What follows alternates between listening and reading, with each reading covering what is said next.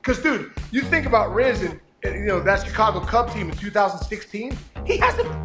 This is 8 years later, Chich. Right. This 8 years later. This isn't freaking. They don't go there every year. This is 8 years later. Rizzo's back in the World Series. You think he's gonna sit?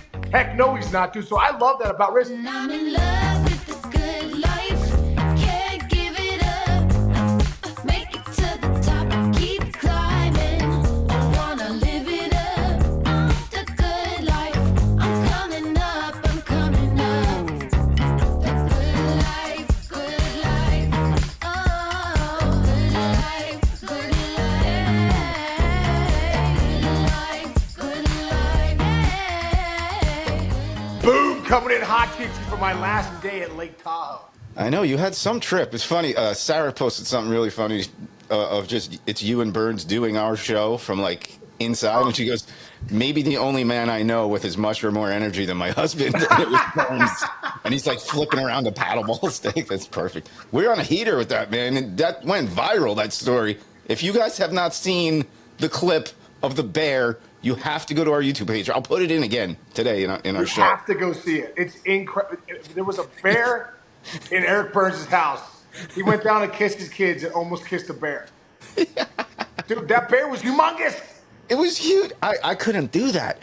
Between that, I couldn't live there just automatically because of that.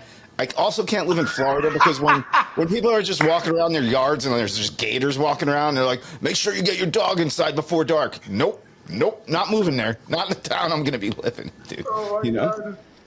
Dude, it's true. No. As I started to talk to more people down here, we went into dinner last night. Had a nice dinner. First off, this is like not reality out here. It's the nicest. It's probably the nicest place I've ever been. It's called Martis Camp out here in Lake Tahoe, dude. Jinch, you would be like, what is this? The bartender last night was calling it Never Neverland. He's like, I moved out here from Louisville, Kentucky 23 years ago, thinking I was going to be here for a year. 23 years later, I'm married and I live in Never Neverland. That's how it feels. Like the trees are incredible. It's just incredible. But the guy was saying yesterday, he was like, I was talking about, because they know everybody that's in this area. So he was like, oh yeah, I know Byrnes. I was telling him about, there was a bear in Byrnes' house. He's like, dude, he's had that happen. The bartender, 12 times. He's had a bear in his house. No. While he's there. It's amazing. Dude, it's not an if, it's a when. When is the bear? When are you going to come down for some freaking eggs and sausage one morning and there's a bear dominating your refrigerator? The other thing, too, is like you have to be so like they were in lockstep. Byrnes and his wife, they were both doing the class at the same time. Like what are you going to get training for? A bear will come into your house. So here's your checklist for when the bear comes in your house. Dude, Titch, if you leave a window open, like Byrnesy, he left the window open downstairs. Let's get some air in. The bear broke the screen. He just went right through the screen. And also, too, I guess these dudes, these bears, they come in your house, bro. They'll open the door. They'll go into your bag. So they went into Byrnes's like daughter's like backpack. Guy went in and grabbed some like Lunchables and like opened it up. It was like he grabbed the salami and the friggin' crackers. He's like, and then he goes over. He opens up a bag of Doritos. He's like, one chip at a time. Like, what are we doing? It's incredible, dude. It's like the Great Outdoors. Remember the Great Outdoors with John Candy and Aykroyd? That's basically where you are right now. Dude, that's where I am. Seriously, bro. I'm telling you, we took a walk. We took a walk a couple times. I'm like, am I going to come across there? Yes, you are. Oh, boy. All right, go look at that, folks. Please do. And if you go to our YouTube page, just hit subscribe, will you? Yeah, subscribe, download, please. We need it. We got it. The only way we get the needle moving on the subscribe download is we start giving away free stuff, Change. We got to start stepping up. We need to give stuff away. Yes, I'm working on something for that. That might be really good for next week. Let's get into the World Series again, and let's not just talk about what everybody's talking about. It's Ohtani, Judge, blah, blah, blah. There's a specific guy you want to talk about on the New York Yankees. Who is it? Tell you what. First off, getting to the World Series now that I'm, look back at my career and seeing guys that have never made the playoffs, I'm so thankful I got a chance to play in the World Series. Like, I know what these guys are feeling, know what they're going through. But the one guy that I really look at and I go, I know what he's thinking, I know what he's going through is Anthony Rizzo. Back in 2006, when I was with the Tigers, I had a big ALDS against the Yankees. And Chich, I'm so grateful that I'm in the World Series. I remember thinking coming to the yard, enjoy every second with your family there, with these guys that you're with, the teammates, all that stuff. I remember enjoying every second. And we were in Game 1 in the ALCS facing Barry Zito. I think it was my first or second at bat, dude. I hit a ball, come out of the box, bam! I tear all the fascia in my calf. And you can see on the replay. You might want to see if you can find this. You can see on the replay, they replay it. And they're like, turn away if you get squeamish. You can see my calf ripple in my pant leg. Oh. Right? So they're like, Casey's going to be done. So, dude, I have to get carried off the field. And all I could think about is, no.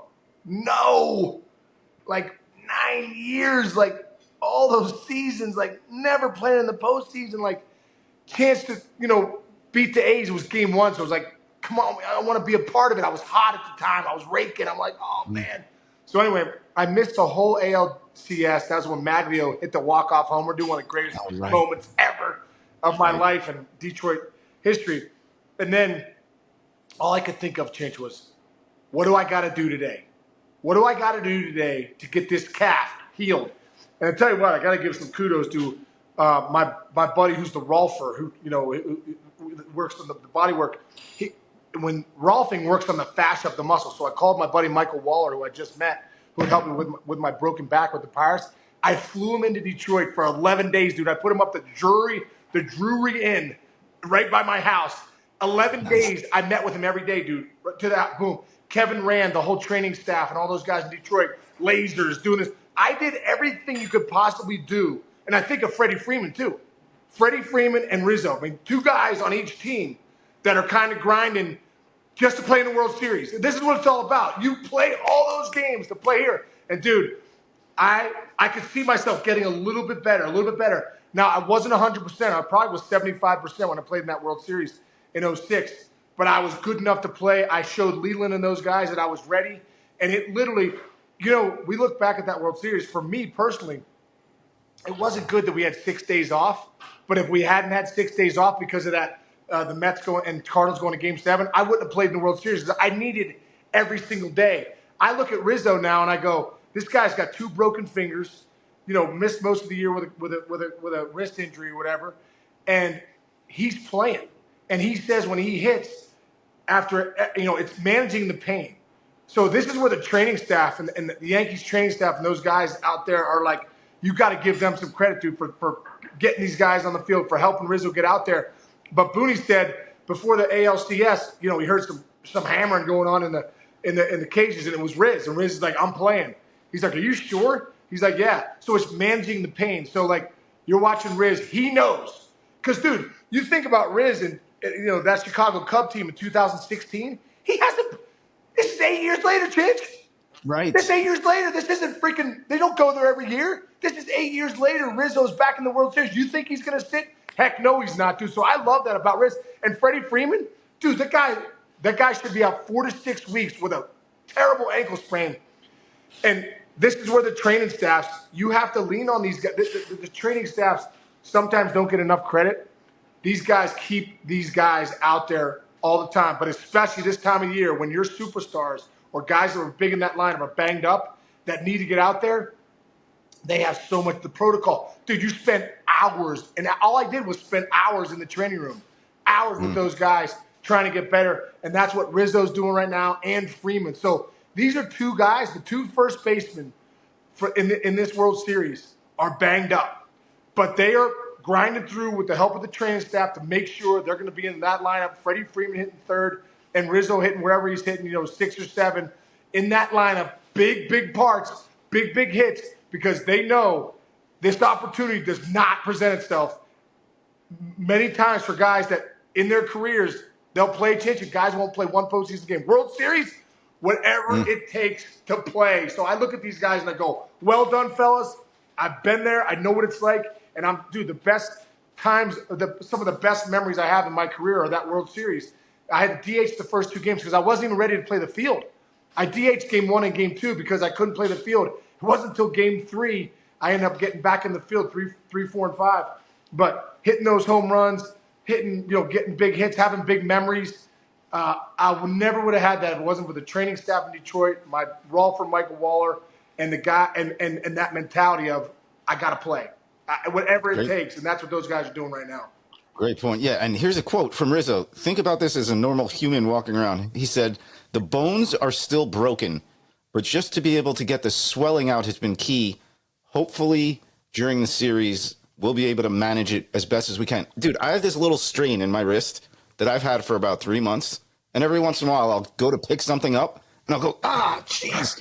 This guy has broken bones in his hand and is hitting 100-mile-per-hour fastballs. Right.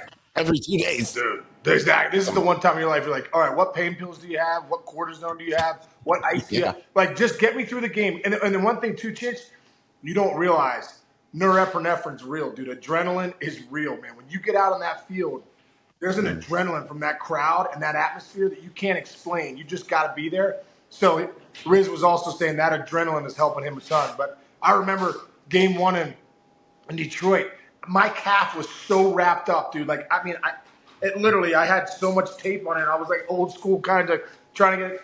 But I remember coming out for the introductions in game 1, and I felt like I could freaking fight Mike Tyson. Yeah, I was like, I'll fight. I'm ready. I'm ready. Yeah, that's so good. Case, what's that lid you got on right there? Dude, you kidding me? It's my favorite hat. You know me, Chinch. I'm a hat snob, dude. I really am. This is my new melon hat. I've had it for a few months now, dude. It's incredible. It's super comfortable. The one thing I love about it, too, sometimes you wear hats all the time. They get those sweat stains. This hat doesn't get a sweat stain. It's got unbelievable comfort fitting. It fits perfectly with the snapback on the back. It's 5 times more durable, I think, than any other hat I've ever had. So, man, this hat's incredible.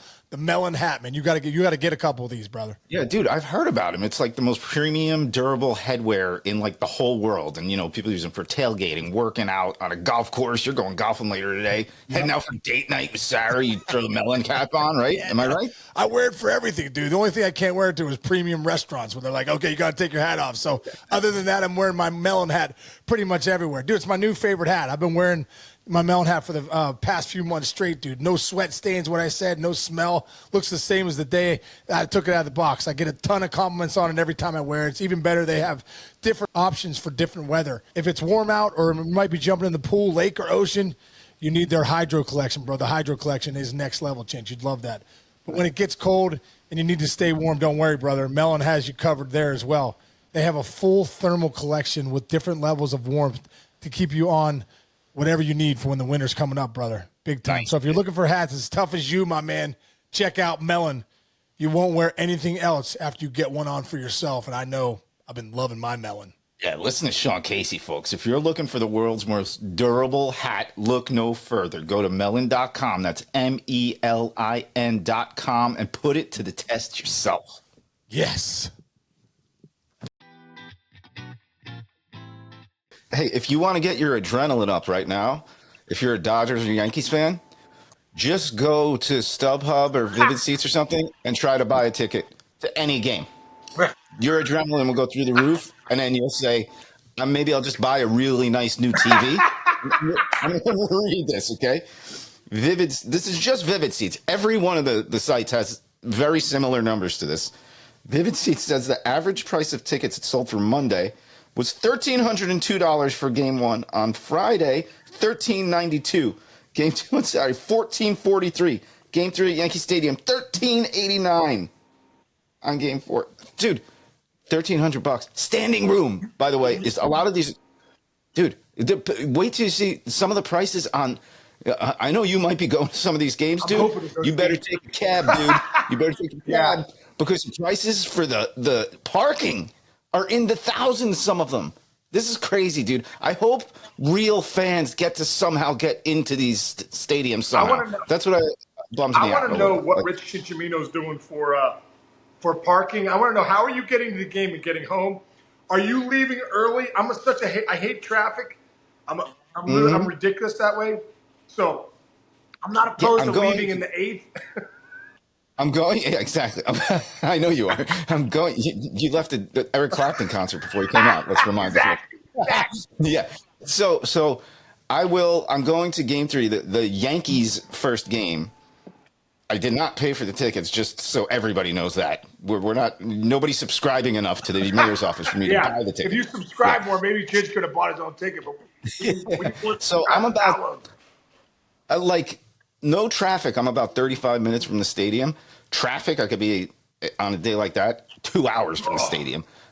I'll probably leave here honestly at like 3:30, maybe go eat or something before, and say, all right, worst case scenario, I'm getting to the stadium by like 5:30, and then there's no way I don't think I'm driving. I don't think I can afford parking for that game. And you think though, the average fan, man, the guys that go every summer, go 5, 6 games. I really want to see as many of those people. If you guys got money, give tickets to your fan friends who are Dodgers or Yankees fans and see what you can do. Bring a buddy who's a lifelong fan of one of these two teams. That's the only way I hope they can get into the I stadiums, hope so, dude. I tell you what, I must admit, bro, the Dodger fans are incredible.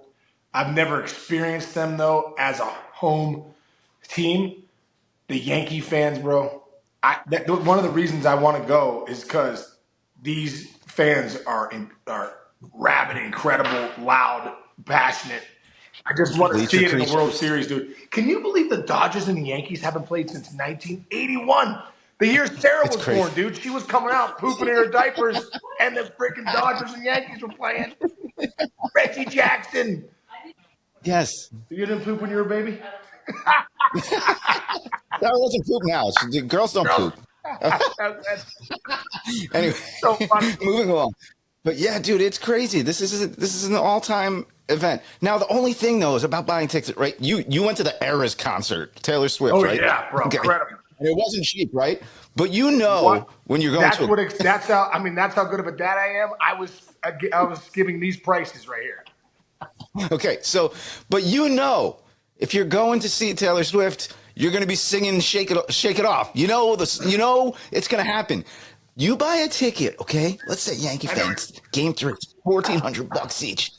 First inning, 5-spot by the Dodgers. The Yankees lose 13-2, and your car payments for the next 2 years, bro. On a 13-2 loss, it's a tough sell for a sporting event. I'm sorry. Seriously, what if Otani comes out in it's game 3? You just spent a semester's tuition for your kid to go to Fordham. Next, freaking Otani hits a 3-run bomb in the first. Freeman, 7-0. That's it. Well, we'll see. All right, we'll see how it I goes. tell you All what, right, you safe? Okay. it's going to be fun to see the stars come out in this series, don't you think? There's going to be so many Yeah, the fan. celebrities. There's going to celebrities come out, and they, dude. I think about when we used to go to LA. I'll never forget this.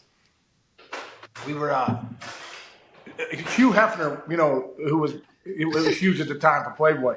He'd have all his girls at Dodger Stadium, and I'll never forget one time we went out and the place started cheering in like the 3rd inning. I looked around. I was like, nobody's on, nobody's out. There's one out in the 3rd. I'm like, is something going on? Turns out, look over in the stands, and 2 of Hef's girls decided to kiss each other, and they put them up on the jumbotron. The freaking place went nuts. I'm like, only in LA. Only in LA did this happen. You know what I mean? It was like incredible. It was like only in LA when the stars come out. So I can only imagine the stars coming out. One other guy. Remember the principal from Breakfast Club? He passed away like 2 years ago. Great, seemed like a good guy. But he one day we were getting ready for the game. The fun thing about LA was I remember seeing Pam Anderson, Kareem Abdul-Jabbar. You always saw somebody. But this one was cool because we were getting ready for the game, and Adam Dunn and I are in the dugout, and Griffey and we're about to go run our sprints. I look over and right there, because the seats at Dodger Stadium are even with the dugout. So right there is the principal from Breakfast Club, and he's kind of standing there looking at the field, loving the grass and the field, and the Dodger grounds is doing a great job. It was an incredible field, but he's standing there looking at it. You can tell he's admiring it. And I tell Dunner and Griffey, I go, dude, there's the principal from Breakfast Club. And I'm like, you know me, I'm like, I gotta say something. I'm like, 2 weeks, Bender. 2 weeks. You mess with the bull, you get the horns. And he turned to me and he was like, and I'm like, yeah, let's go. Remember a couple years ago, the weekend that Bernie's guys was throwing out first pitches and doing the Bernie dance? Like, who is going to throw out the first pitches for these two teams? There's gonna be so much star power at Yankee Stadium. So much star power in LA. It's gonna be fun, man. Yeah, man. All right, get on that plane, get back over here. By the way, you're doing a brand new show with Matt Vasgersian next week. Yeah, dude, we're doing we're doing MLB Tonight Game Day, which is kind of cool, man. Really cool. So yeah, I'm doing games 3, 4, and 5 Monday, Tuesday, Wednesday, and tune in to MLB Network Monday morning, 9 a.m. Yeah, Peavy's doing games 1 and 2 with Matt, and I think Plesac's doing games 6 and 7. Yeah, and I'm doing 3, 4, and 5, which is cool. That's why I think I'm hopefully gonna hit up game 3 if I can afford the mortgage payment. There you go. Yeah, just sneak into the city and knock on Mr. Manfred's door real quick and be like, "Hey, I'm in town for Rob, I need 4. There you go. All right, dude. Safe travels home, and we're going to catch up. Go watch the bear fight between a bear and Eric Byrnes on our YouTube page. We're not talking about the show on FX. We're talking about there was literally a bear in Eric Byrnes' basement. Yes. He has the video. Go check out our YouTube page. And it turns out Tara Byrnes, his wife, is way tougher than Byrnesy because he was screaming, Tara, there's a bear. And then she comes running in and she starts punching the bear through the window. So good. Dude, wait, super quick. The very last thing that's the funniest part is she moved over a TV and put it over.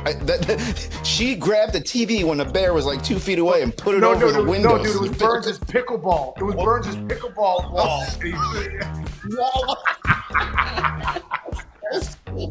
Go watch it, everybody. All right, get on your flight. Love you, brother. I'll catch you tomorrow. Everyone out there, thanks for listening. Subscribe, download, check out that video. We'll see everybody tomorrow. See you, bro.